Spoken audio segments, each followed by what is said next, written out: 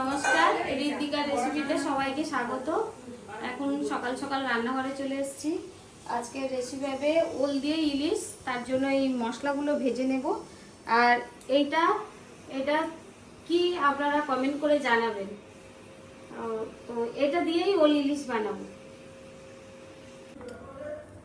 ভাজা হয়ে গেছে, এই শুকনো লঙ্কা তেজপাতা ভাজা হয়ে গেছে। এবার জিরে গোলমরিচ আর গরম মশলাটা একটু ভেজে নেব হালকা। ভাজা হয়ে গেছে, এবার নামিয়ে নেব। মশলাটাকে ঠান্ডা করে নিতে হবে, সুন্দর করে একটু ঠান্ডা করে তারপরে মশলাটাকে গুঁড়ো করে নিতে হবে। ওল ইলিশ বানাবো বললাম আপনাদের। এই যে মশলাটা ভাজলাম, এই মশলাটা কিন্তু ওল ইলিশের মেন মশলা। এই মশলাটা ভেজে না দিলে ওল ইলিশের কোনো টেস্ট আসবে না।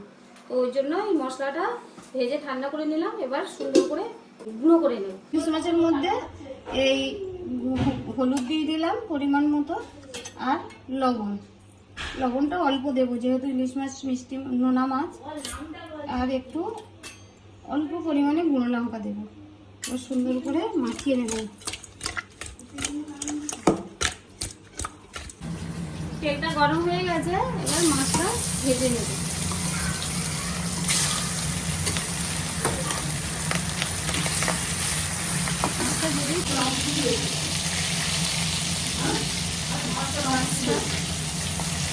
খুব বেশি ভাজবো না, মোটামুটি ভাজবো। এটা তুলে নেব। আর দেখুন চুই ঝালটা খুব সুন্দর করে থেতো করে নিয়েছি। চুই ঝালটা এইভাবেই থেতো করে নিতে হবে।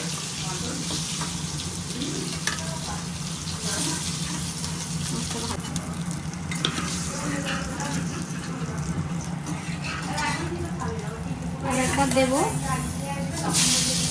মাছগুলো এইভাবে এক এক করে ভেজে নেব। পাতা শুকনো লঙ্কা ফোড়ন দিলাম, একটু জিরে ফোড়ন দিলাম, ওলটা চাপিয়ে দেব।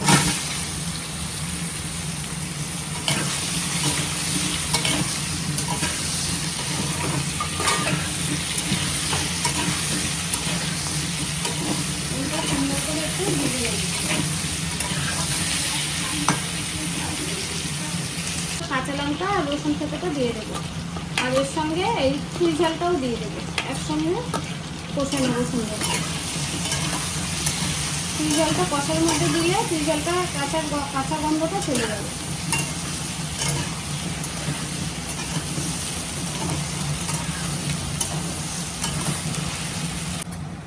এর মধ্যে পরিমাণ মতো হলুদ দিয়ে দিয়েছি। এবার লবণটা দিয়ে দেবো পরিমাণ মতো।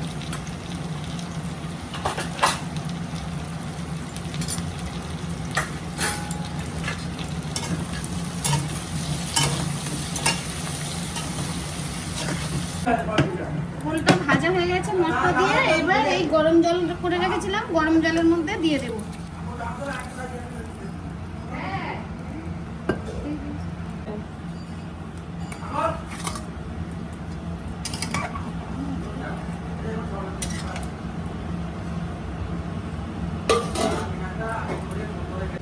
এই মশলাটা উপর থেকে দিয়ে দেবো।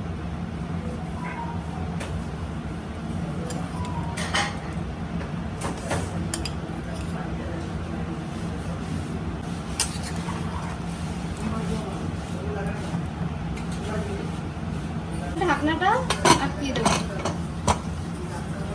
দিলাম, দুটো সিটি পড়লে বন্ধ করে দেবো। দম বসলে হয়ে যাবে। এবার ভেন্ডি আলু চিংড়ি মাছ তরকারি করবো। এই আলুগুলো আগে ভেজে নেব।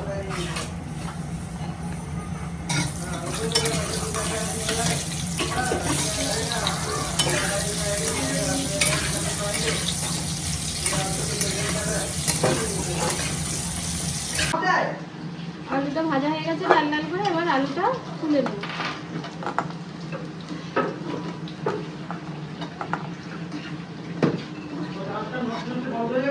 এবার এই তেলের মধ্যে ঢেঁড়সটাও ভেজে নেবে একদম।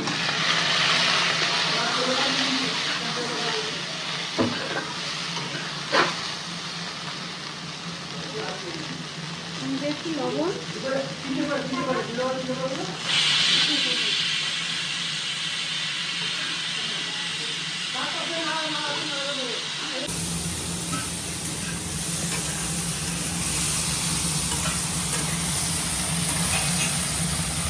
ভেন্ডিটা ভাজা হয়ে গেছে, এবার তুলে নেব।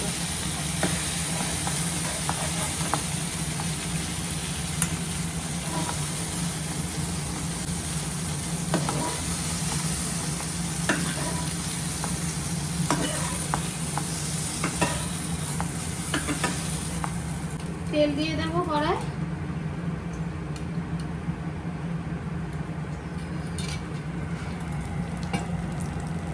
ফোড়ন দিয়ে দেবো আর একটু 5 ফোড়ন দিয়ে দেবো।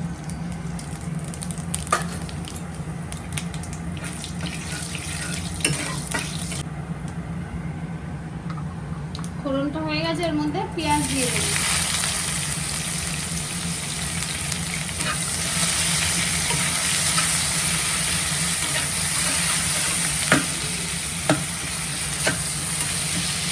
চারটে কাঁচা লঙ্কা থেতো করা এর মধ্যে দিয়ে দেবো।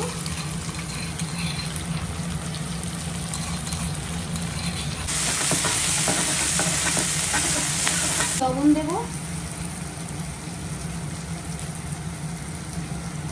অল্প একটু গুঁড়ো লঙ্কা দেবো আর দেবো হলুদ।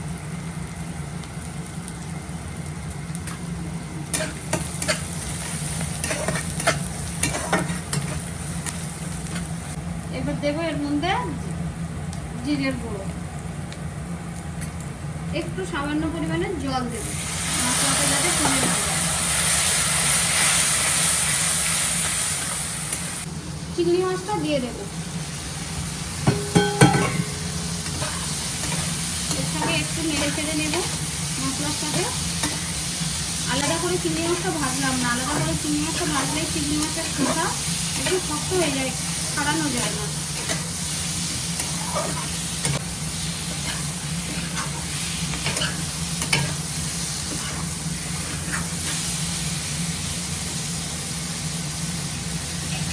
এবার ঢেঁড়স আলুটা এর সঙ্গে দিয়ে দেবো।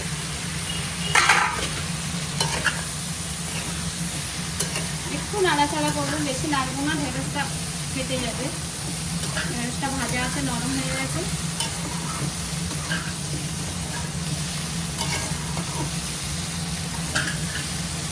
এবার এর মধ্যে জল দিয়ে দেবো।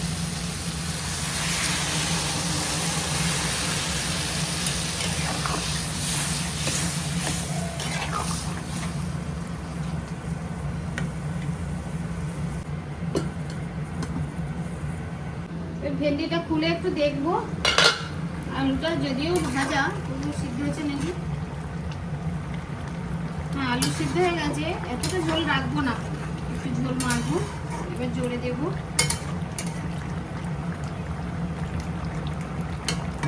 কষিয়ে খুলে নিয়েছি, ওল সিদ্ধ হয়ে গেছে, সুন্দর একটা সেন্ট বেরিয়েছে। একটু হালকা একটু ঝোল আছে বলে একটু ফুটিয়ে নিলাম। এবার বন্ধ করে দেবো। এবার বন্ধ। ভেন্ডির তরকারিটা হয়ে গেছে, এবার নামিয়ে নেব।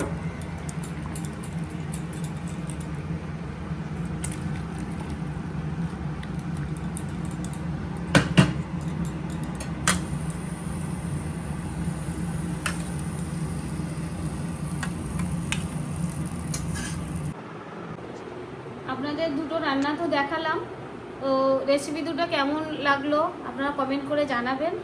আর ভিডিওটা বড় করব না, এখানেই শেষ করছি। আর আবার দেখা হচ্ছে আগামী পর্বে। টাটা।